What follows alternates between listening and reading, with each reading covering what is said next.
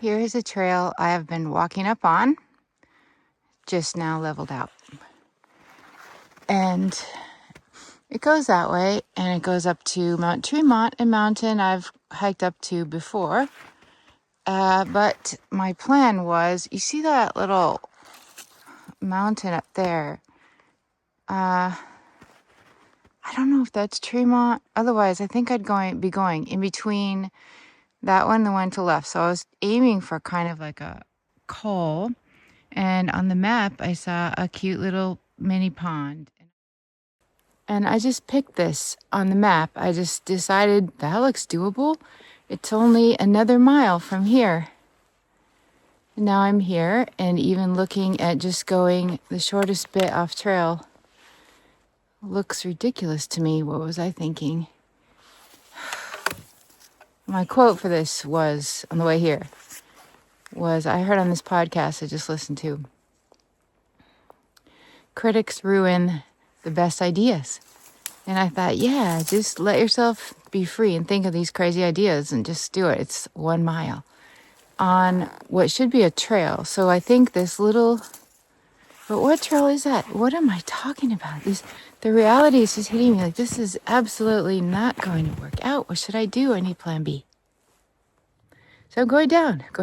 And plan B is that there's a kind of campground of sorts right across the street, 4th Iron Campground. Maybe I'll just give that a look.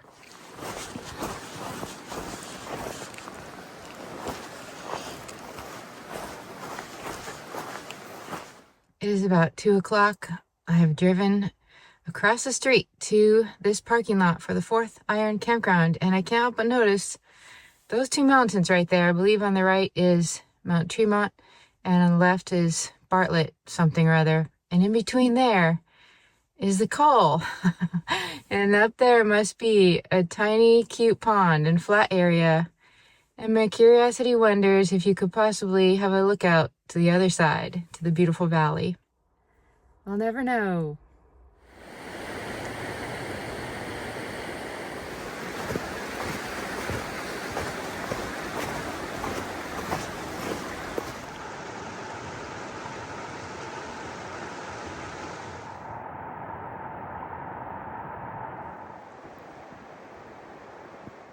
The giant mountain looming through the trees. I bet that is Kerrigan.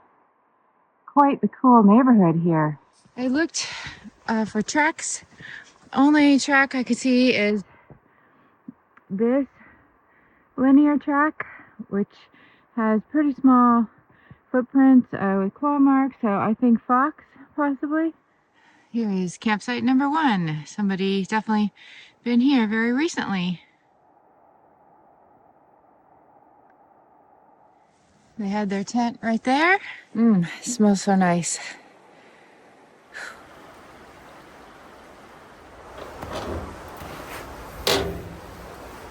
Ooh.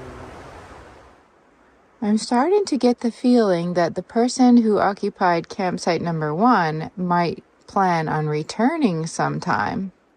I chose site number 1 because the tent platform was already packed down, and because the smoky fire smells so nice.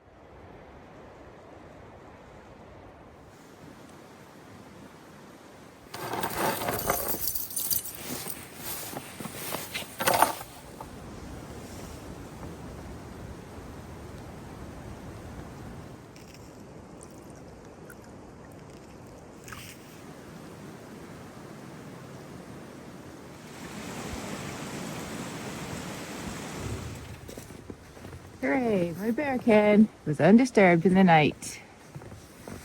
In fact, I didn't hear any sounds at all. My vitamin water is frozen solid. I'm all cleaned up. I'm ready to go. Everything went fine.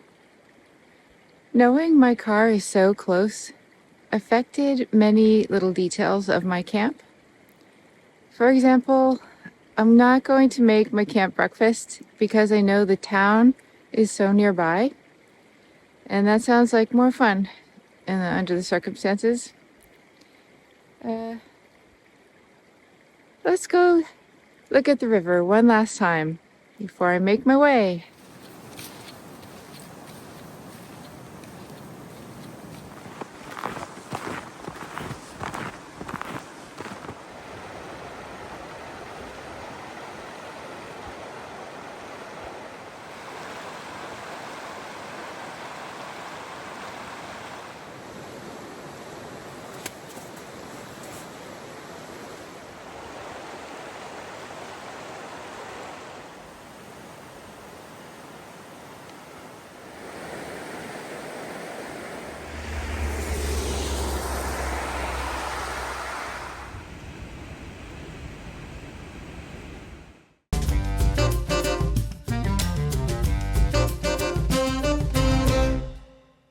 Site number 2 also had a visitor.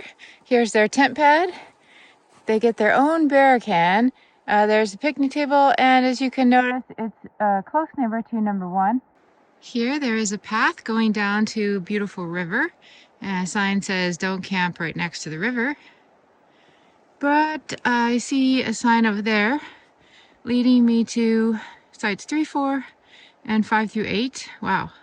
Here's site number 3. Very roomy. Site number 4, short walk right there. And very close to 4 is the privy. Each of the sites has a sign posted, $15 per.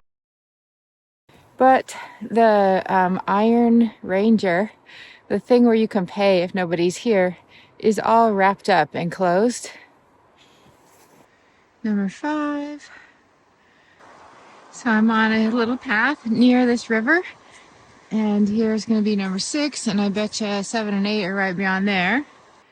Yes, here's 7 and 8.